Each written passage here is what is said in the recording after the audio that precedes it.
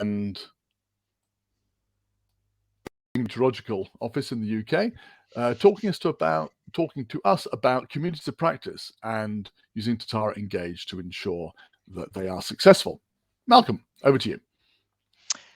Thank you very much, Don, and good morning, everyone. And echo Don's thoughts of kind of welcoming everyone today, and really appreciate you kind of giving up some of your time in what I know is most people have a bit of a time-starved day nowadays since the pandemic. So kind of big thank you for coming along today.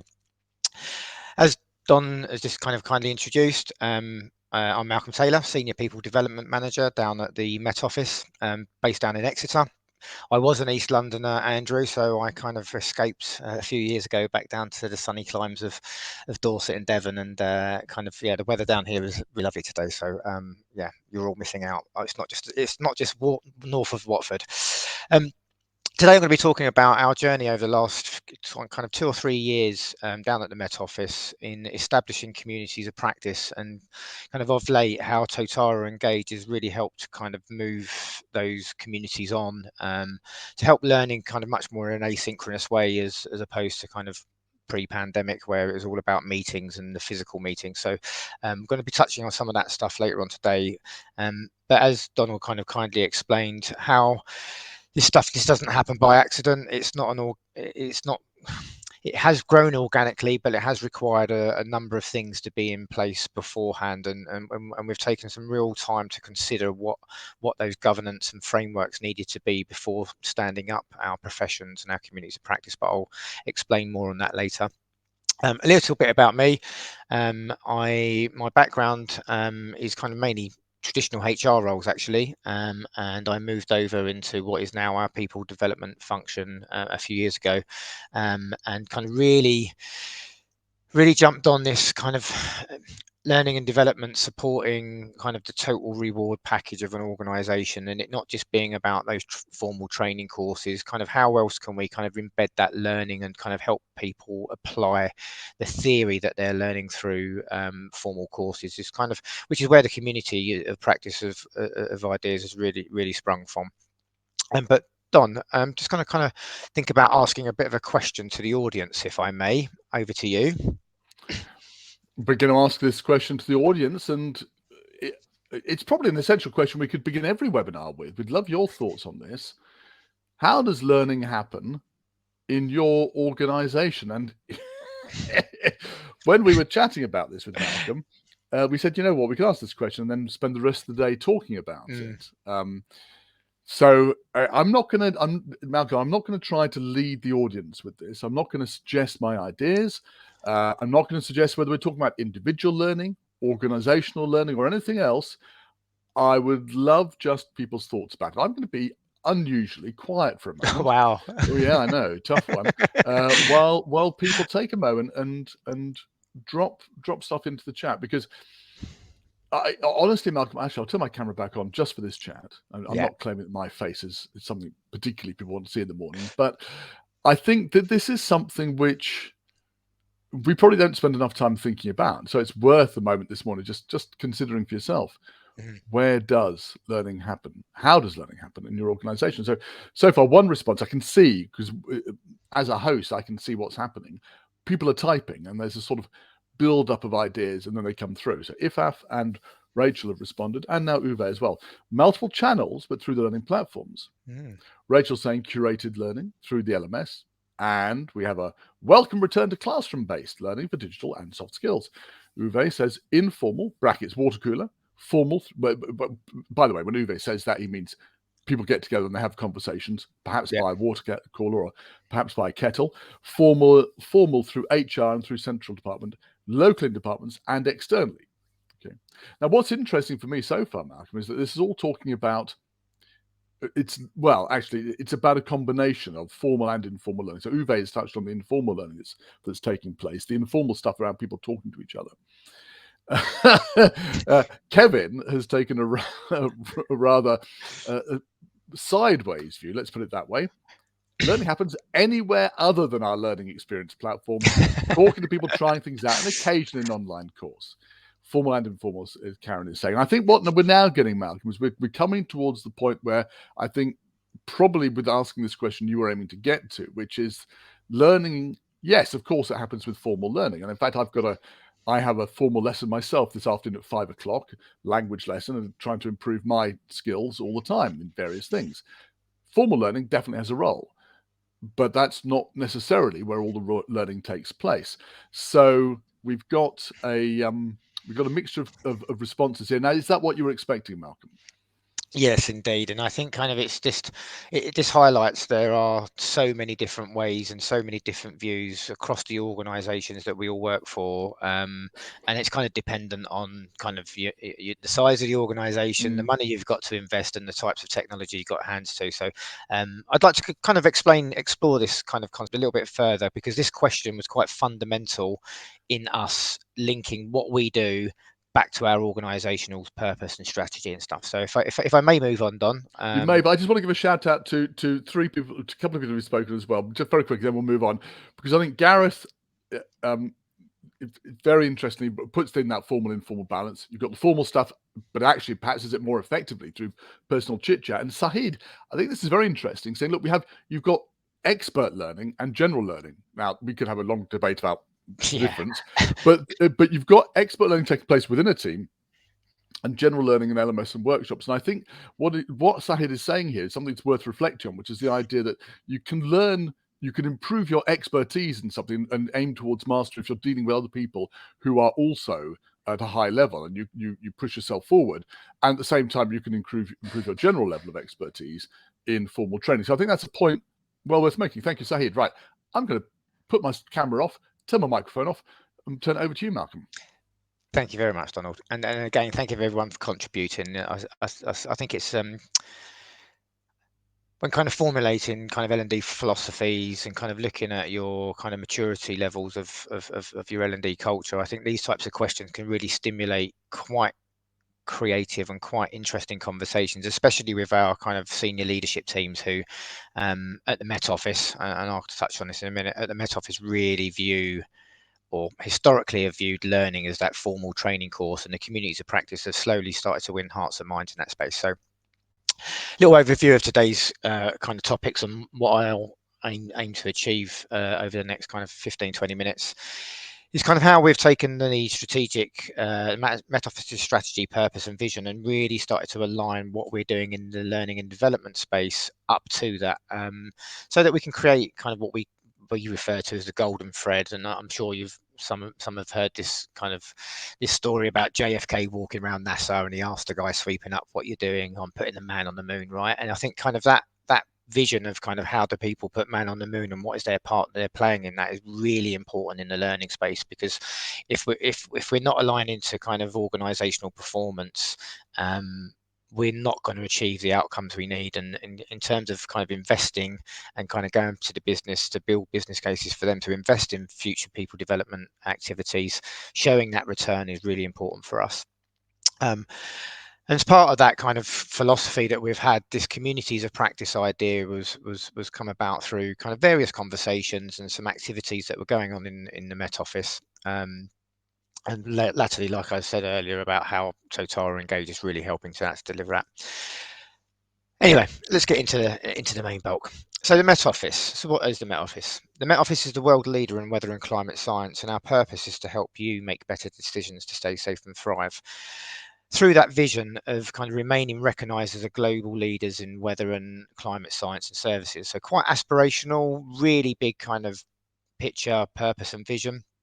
But underpinning all that are these kind of three circles at the bottom, which we refer to as our strategic anchors. And the people development team are very much involved in underpinning all three of those, because without the right capability within the organization, you're never going to achieve these kind of aspirational goals. But fundamentally, we are massively involved in that first one of excellent people and culture. And each year, a number of strategic actions are developed that the people development team would then set our own objectives against in terms of that annual delivery. So this plan is over a 5-year period, and it's a rolling period, and it keeps updating.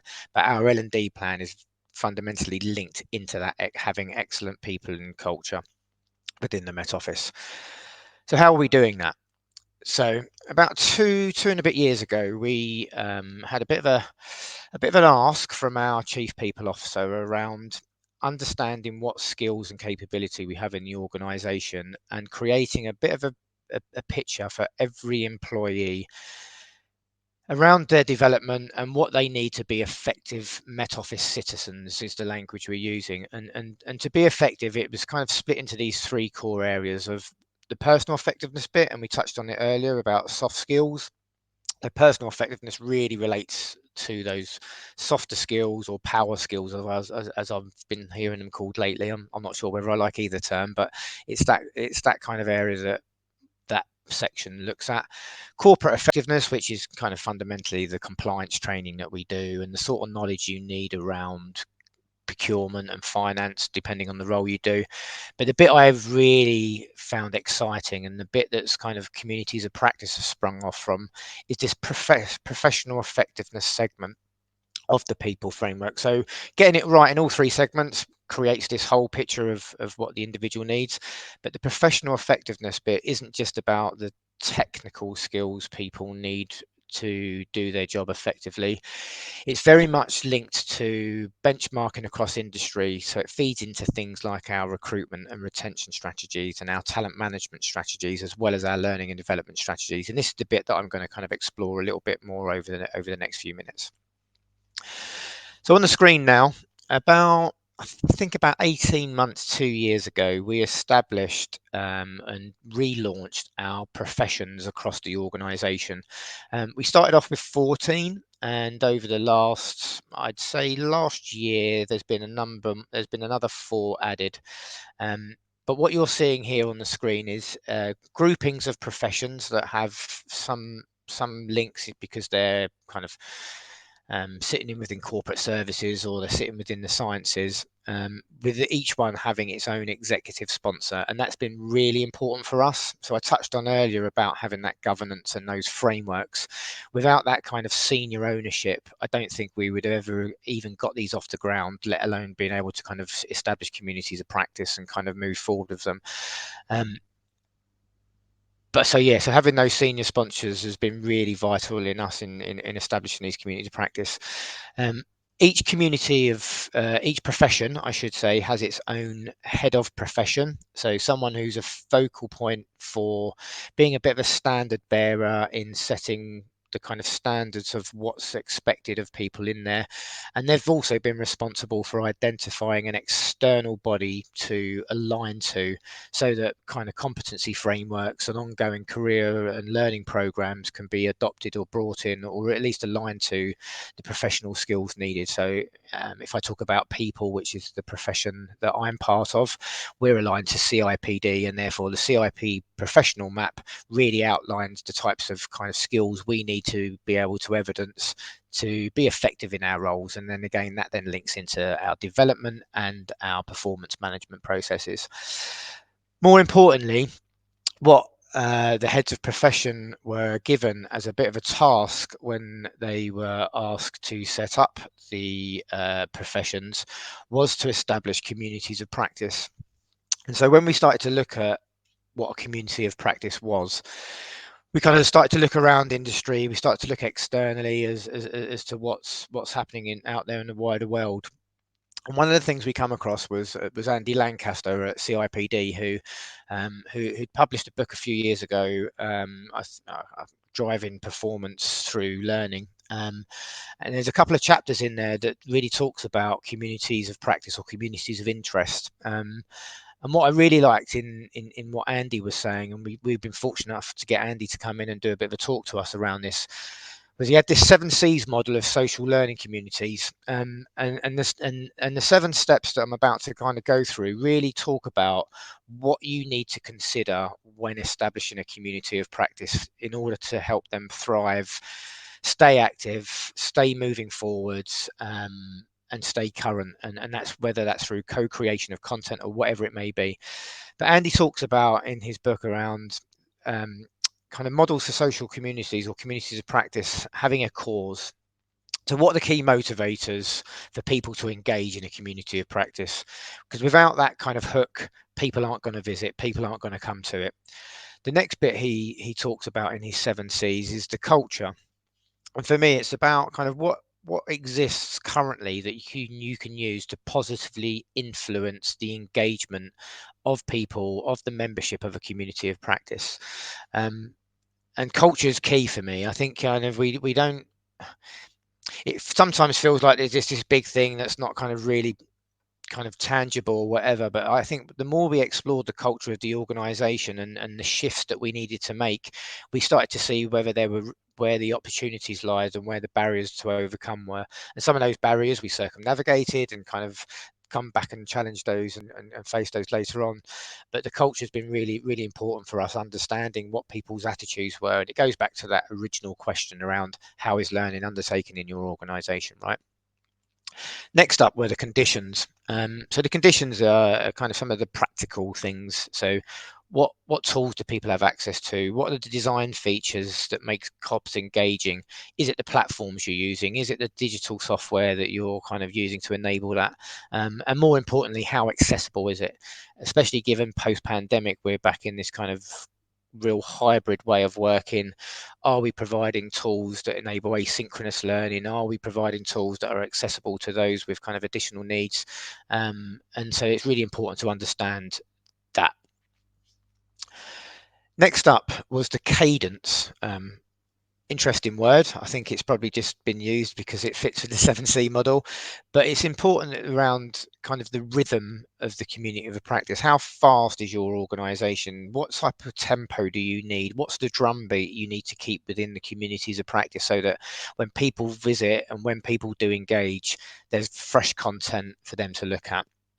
And likewise, you don't want to be too fast because people are going to miss stuff, and you kind of end up kind of losing out and kind of to use an acronym now. It's that FOMO effect, isn't it? The fear of missing out. Kind of, are you pushing stuff out too quickly as well? So kind of getting the right cadence to a community of practice is really important.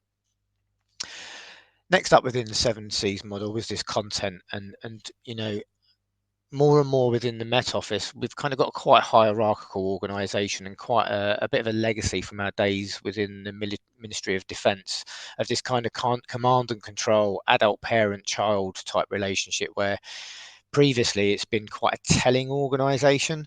And for us in people development team, we've been looking at that content and how do we really get people involved so it's a bit more of an adult to adult conversation and content is more co-created and co-curated across these communities of practice now, so that you're kind of getting real kind of role modeling of the practitioners in these professions that are taking ownership for kind of sharing that content. So there's more peer-to-peer stuff. I'm sure we're all familiar with that 70-20-10 model of learning. It's kind of really starting to bring alive that 70-20 area of that model of kind of establishing learning in the flow of work and learning through peer-to-peer stuff and more experiential stuff rather than it just being about us telling people they've got to go on this training course. And the content's been a fascinating one for me to look at.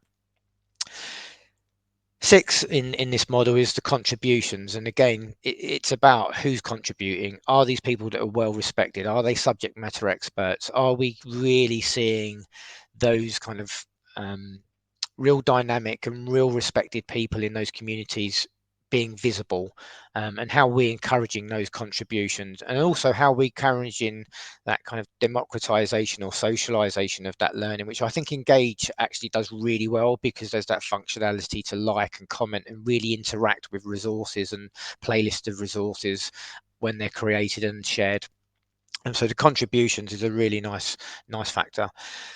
And last up in this 7C model is credit. So are we giving recognition to those people that are contributing? Are we kind of really giving them that pat on the back and a thank you? Because I think, speaking from my own experience, if you're constantly putting content out into that community of practice and people aren't really engaging with it, it can get quite disheartening. So even if you're not someone that's really contributing from a content aspect, just being involved and kind of getting visibility through your interactions through comments and kind of likes and stuff like that can really start to build that sense of community and really start to feel like you're not sitting alone on this side of the laptop. There is an audience out there that are kind of engaging that content and really and are grateful for kind of in people getting involved and pushing content.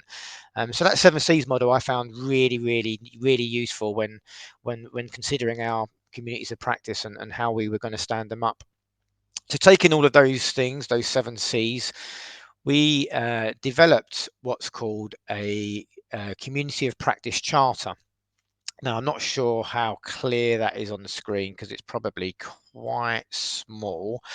But what we've looked at is within the community of practice, is this what's the purpose? Why are we here, right? So we've set them up around professions, but we do have other communities of practice across the organization looking at things like contract management. So not necessarily only professions, but also helping people understand different ways of working across the office. How do you procure something? There's a specialist interest group within the commercial community of practice that really focuses on that, and those communities of practice and specialist interest groups within those communities of practice have kind of really opened people's eyes up into people connecting and being able to ask some of those what would deem silly questions, because it's felt like quite a safe place. So having a community of practice purpose, why are we here? We've been kind of using things like the SPIN model, situation, problems, impact and needs, to really define those purposes of the communities of practice, because without that we've found that they've lacked direction, they've lacked anything to tag into, right? And so that purpose has been really important within that community of practice of charter. And then we've kind of looked at the roles, so what's the membership? Who are we inviting into the party? What's is it an open? Is it a closed community? Is it small? Is it large? So kind of really understanding who's involved, because then really help direct the type of content that you're kind of pushing out there, right? So who are your audience? Who's getting involved? And also the roles.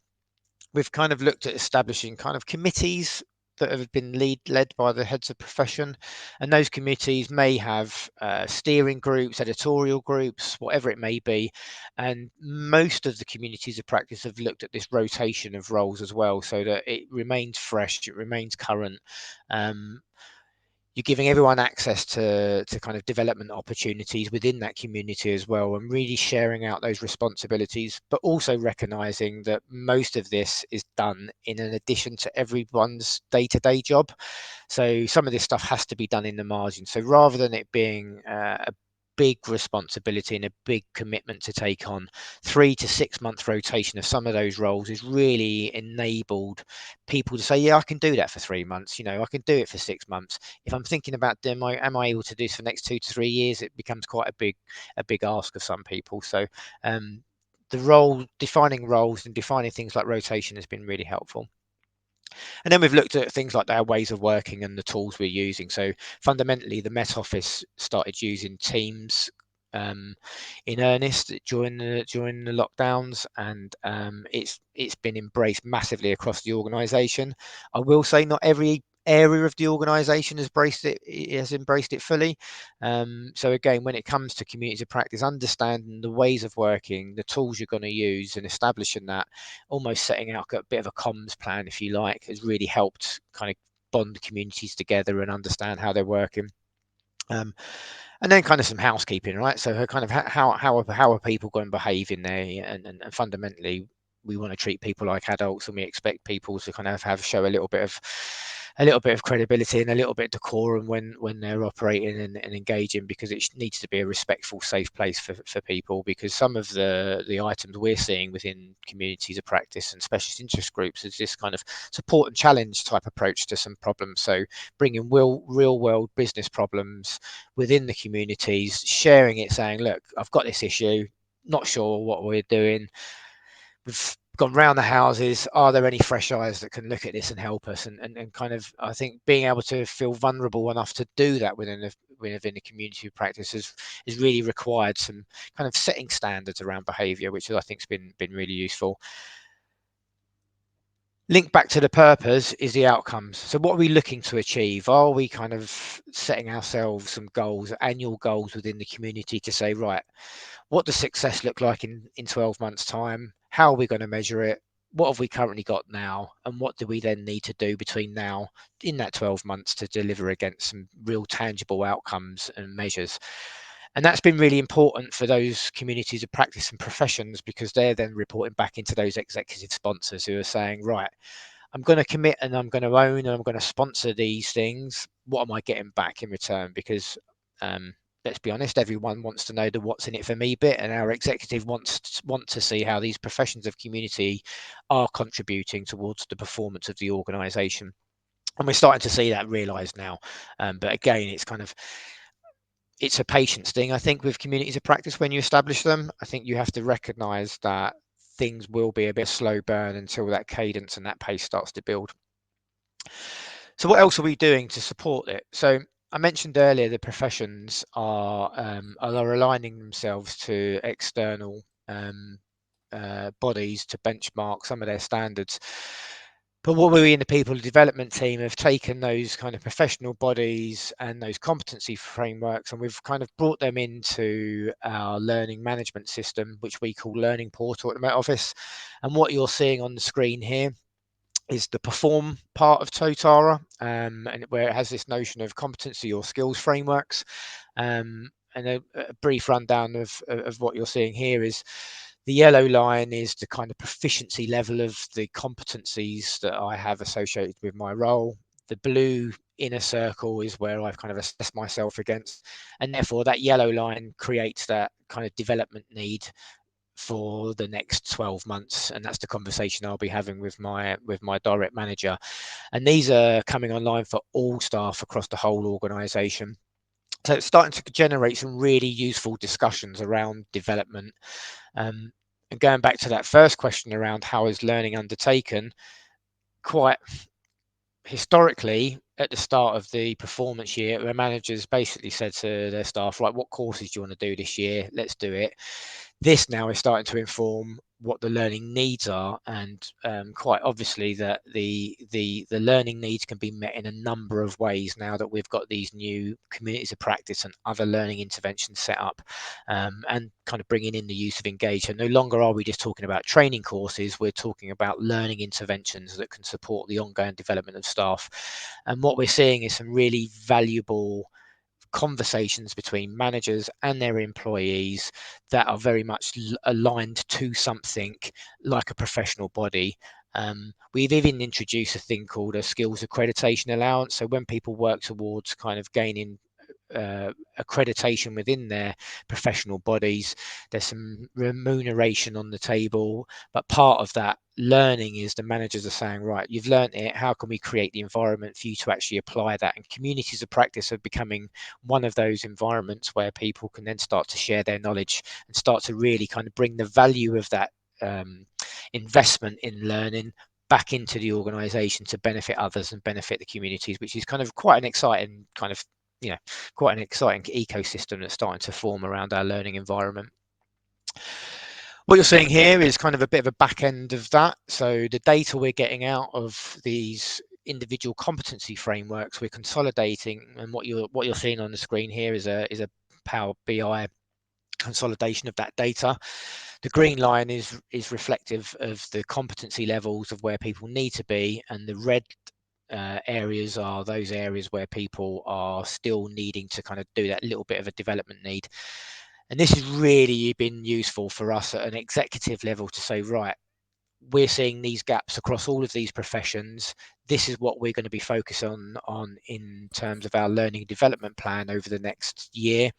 And we're able to scale it because no longer are we just looking at individual areas, we are looking at the commonalities and the trends across the organisation of where we've got gaps. And that planning and being able to kind of invest on scale of economy and all of that stuff is kind of really helping us do a bit of a vision around our return on investment, which is kind of really exciting at a board level, because quite often when times are tight, development budgets get cut. This is kind of really showing us how to evidence our value to the organisation, which is kind of historically gone under the radar. So, Malcolm, so before we go on, could you just go back one? Because I love that slide with the graphic on sure. it. I think it's very interesting. You're talking about the board. You're talking about showing what L&D is doing. Is this only used when you present it to the board and to people, or do they regard this as being a useful part of data they've got to think about the business generally? So full disclosure, it's quite early days. So it's only Yeah. been a couple of months since we started providing these. And what these are, let's take a step back. Up until the production of these, as an organisation, the only metric we've ever reported on a board or a corporate level has been training spend. Right. This now is being reported at a corporate level, and it's kind of starting to show that it isn't just about training spend, because people have invested in training to meet some of these proficiencies in the past. But what we're seeing is our senior leadership team are understanding that training without creating an environment to apply that knowledge back in the workplace means we're putting people through the same courses year on year, and they're starting to really challenge their own thinking around the training being the solution. And this is actually a monthly dashboard, so it's a live dashboard that any of our senior people can tap into at any point in time. And you'll see on the right there's a number of filters, so they can kind of start cross-referencing it with their people data. So how many people part-timers are having access to learning, how many people at this pay grade are accessing learning, and that's really interesting for us because we obviously have to do a pay reporting thing.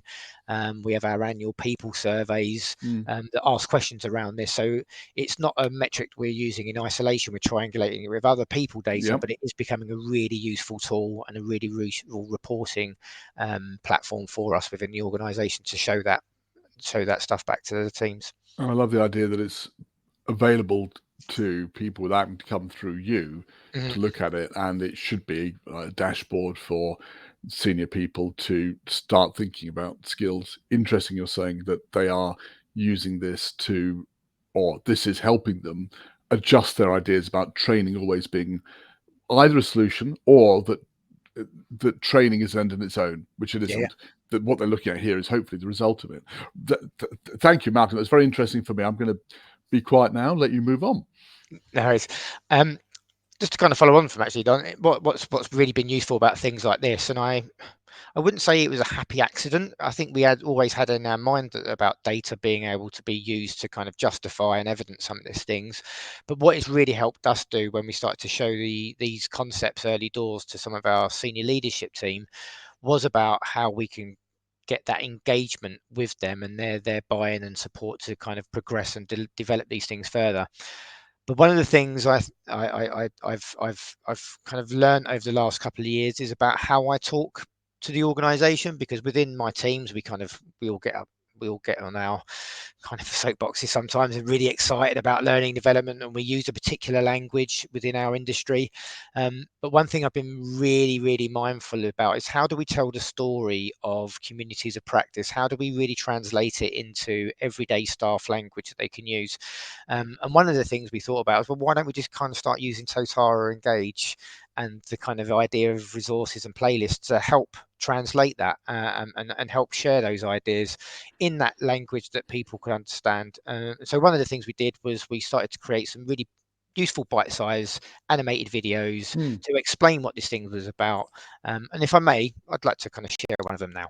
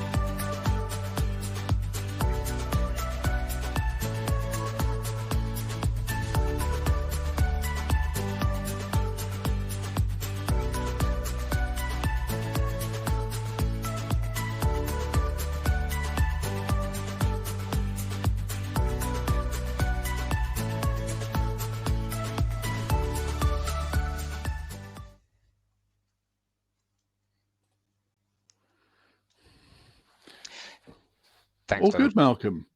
Thank you very much. Got some plaudits from the room. Ifaf says, very nice. I like Dave's enthusiasm when he found those learning resources. He's punching the air. Indeed. I wish all our learners were that excited about a bit of e-learning, right? So kind of drawing to a close now, and I kind of won't spend too much time over the next couple of slides, but just to give you a flavour of what we've been doing within our own learning management system. So we've got this concept of workspaces within Totara Engage, which kind of really help.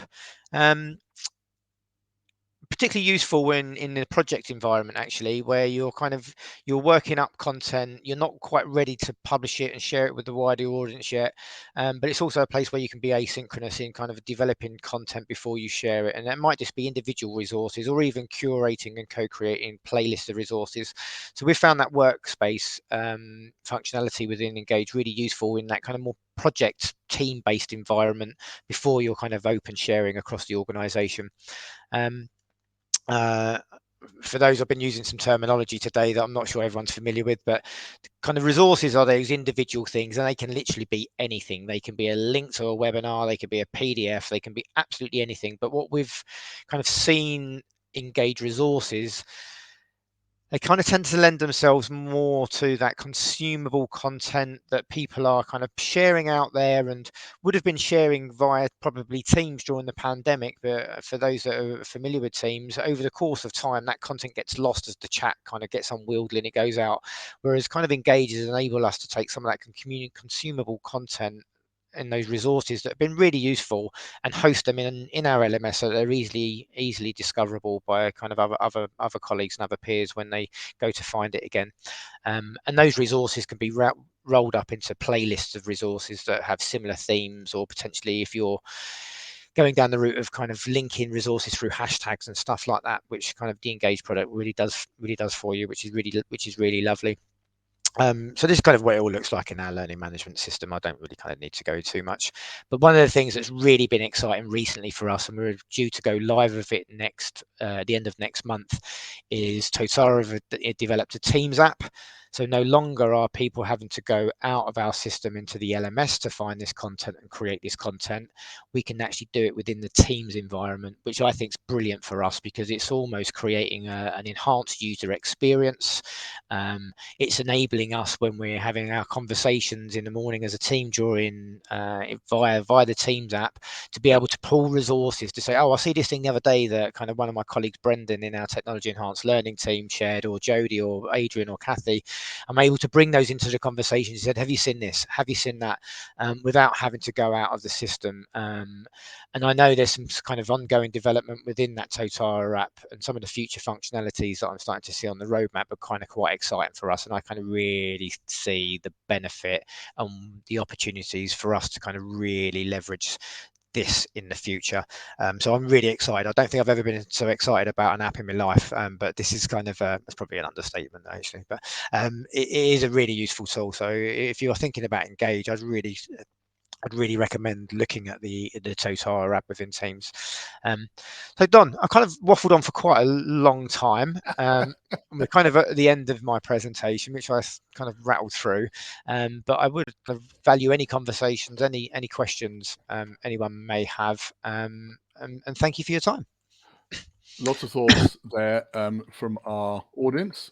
Lots of great stuff as well from yourself. You say waffled on. You've delivered a lot of really useful stuff. Karen is feeling your excitement, and a lot of plaudits for the video as well.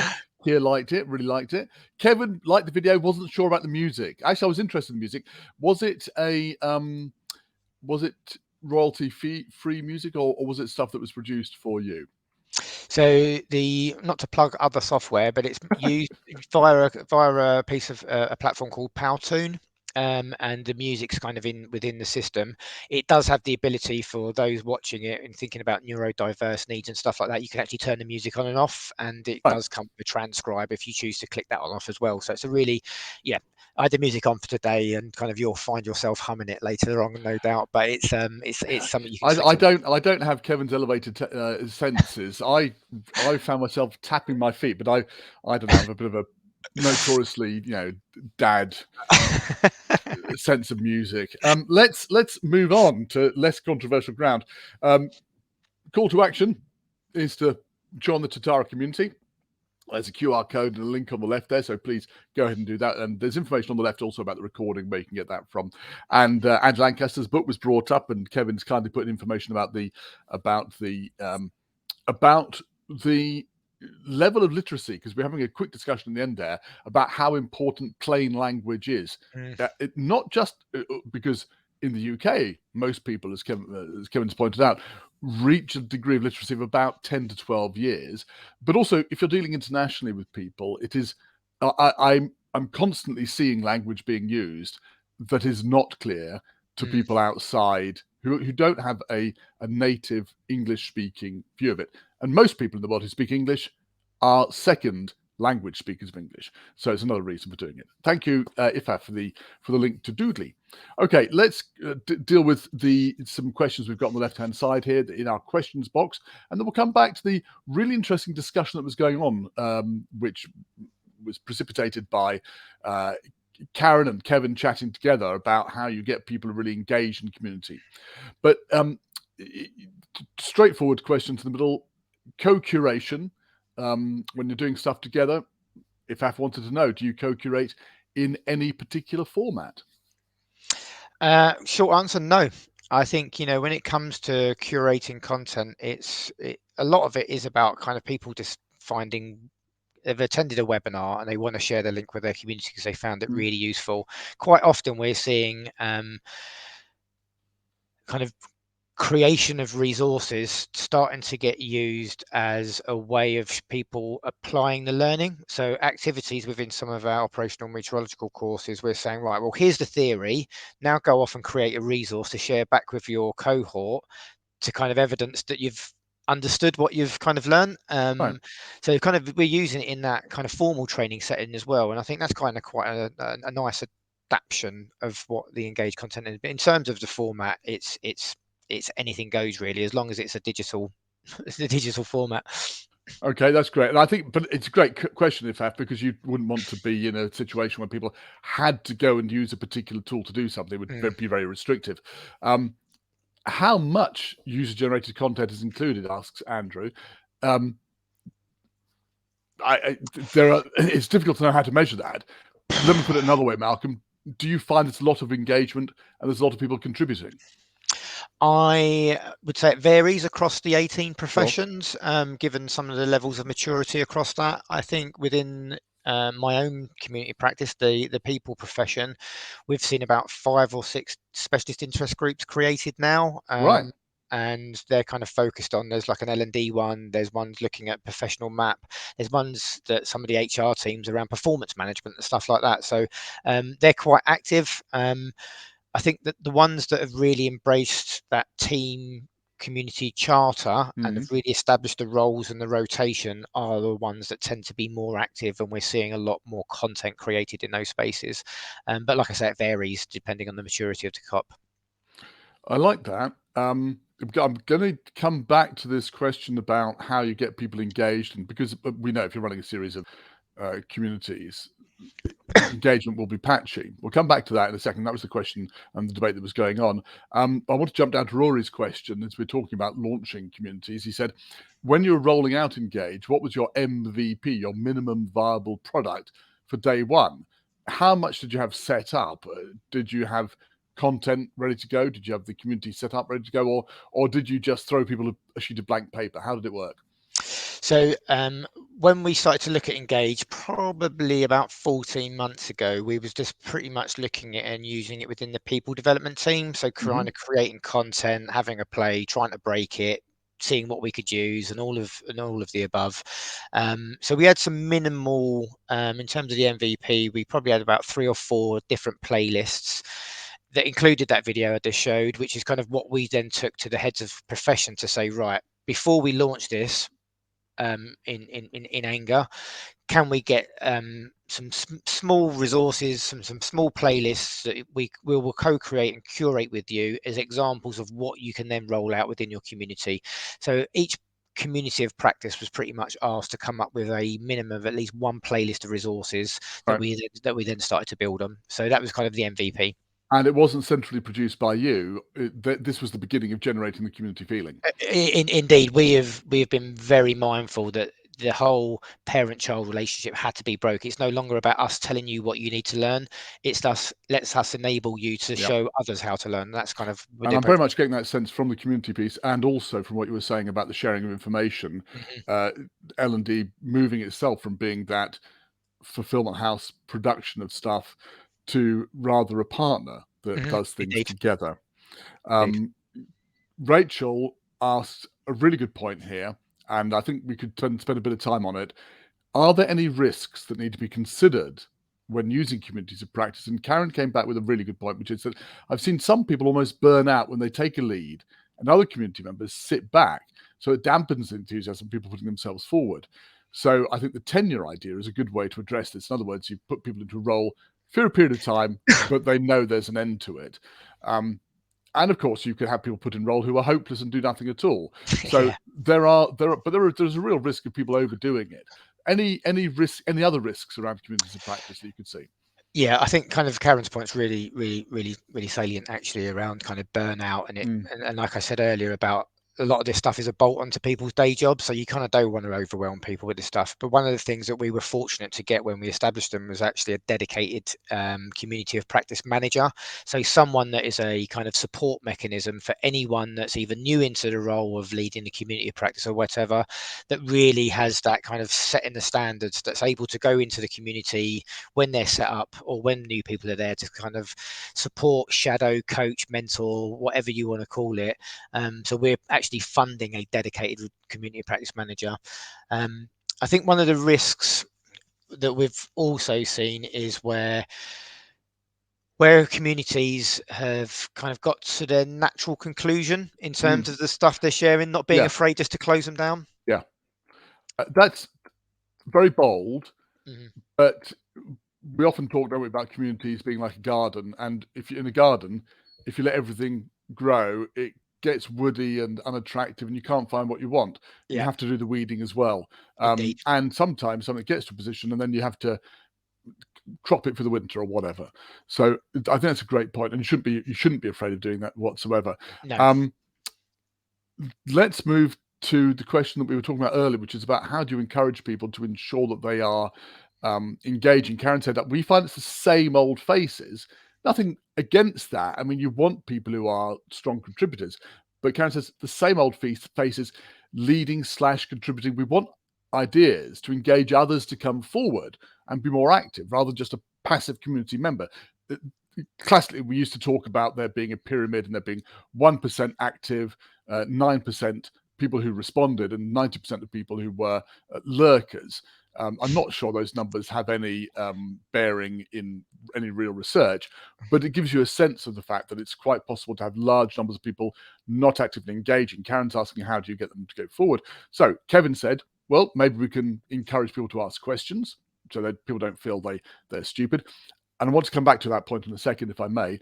If I've said you could ask your colleagues to create smaller groups so they feel safe to share the ideas, and those then come back to the wide group via town hall meetings and so on. You can track all that on Yammer and the LXP and so on.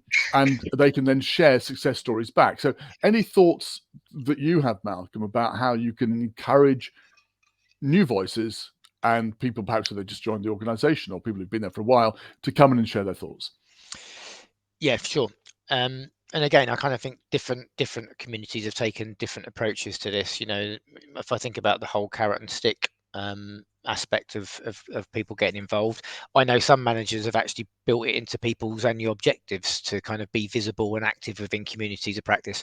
Not necessarily something I would kind of advocate, but it seems to be working in certain areas. As I said, the whole command and control hierarchy is still kind of quite prevalent in areas of my organization.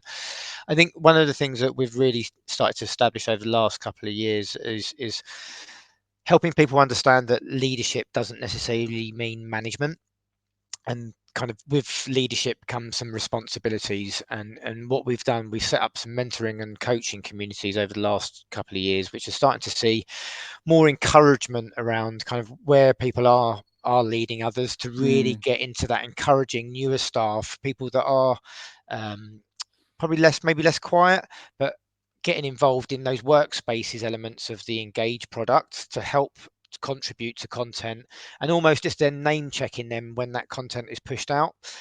So giving them that credit that I talked about in the 7Cs model. So you're also, almost like an academic paper, you're giving credit to those that have contributed as well, and just getting their names known. And I think what's happened is the more people have started to see their name appear and their content liked or their content engaged with through other people commenting on that, we've started to see some of those less confident people becoming more visible.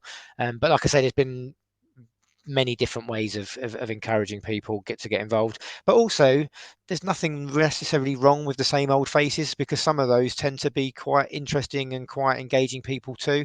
But so yeah, I don't think it's one size fits all in that space. And equally, there's nothing actually wrong with lurking.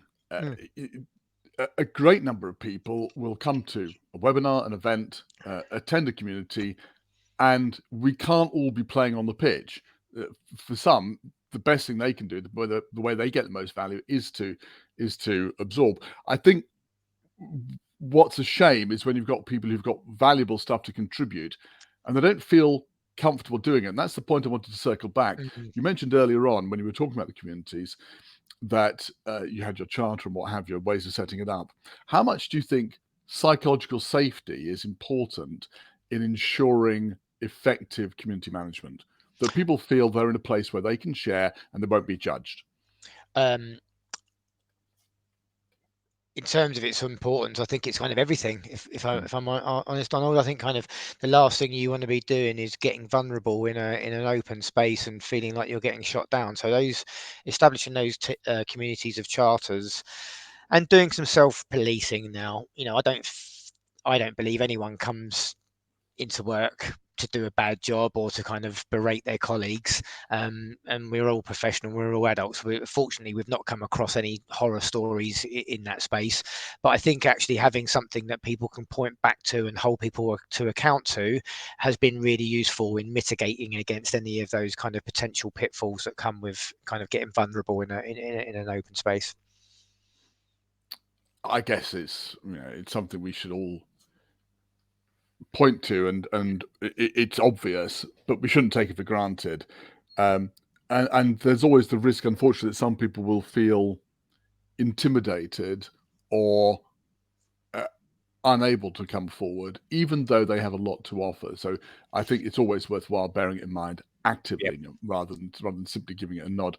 I want to give a big shout out. We've had, while we've been talking about them, lots of resources and ideas have been coming in, and I've transferred those over to the box on the left-hand side, which is now replete with useful stuff to go and click on. Karen is saying, we encourage those that are hungry for promotion to get more active. Actually, it's true. You are more likely to get promoted if you are seen. I mean, it's just a simple matter of fact. Mm-hmm. Get them to share get them stories to share at the interview and become more visible, especially now we're hybrid working. Karen, that point about hybrid working is a really good one probably to end on, which is, Malcolm, you're presumably now working in a hybrid fashion some of the time, your organization is. Yep. Has that affected the communities in any way? I would actually say it's benefited the Mhm. communities, because we are using online platforms and Right. kind of enterprise tools to kind of support the kind of communications within communities. No one has to be in a physical place to be able to engage. It has created more opportunities for asynchronicity in the approaches to stuff. So I'd actually say it's benefited us. Yep. In terms of location. So the Met Office is, broadly speaking, mainly in the UK, but we have kind of people posted all over the world in about 60 or 70 different countries. So actually we're connecting people through that hybrid working more than ever before. So I actually think it's been a real bonus for us. I'm not surprised to hear it. I'm delighted to hear it, but I would imagine that it's the right thing to be doing at the right time. It is Indeed. 11 o'clock in the UK, 12 o'clock in Europe, and it is sadly the case that we have to start wrapping up now.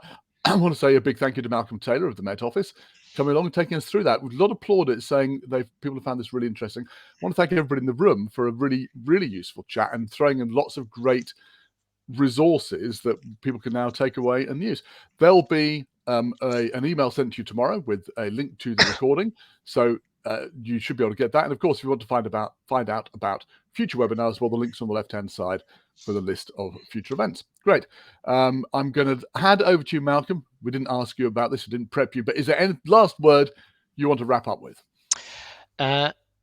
Give it a go. I think that's kind of what I would say. Just kind of go out there and give it a try. What have you got to lose, right? It's benefiting us, and I can only kind of endorse what's been shared today. Brilliant. I love that. All right. There you go. And something to take away. Give it a go. And we hope to see you in 59 minutes for the second of our webinars today, when we'll be having a deeper look at data and its use with training. Thank you very much, everyone, for coming along today.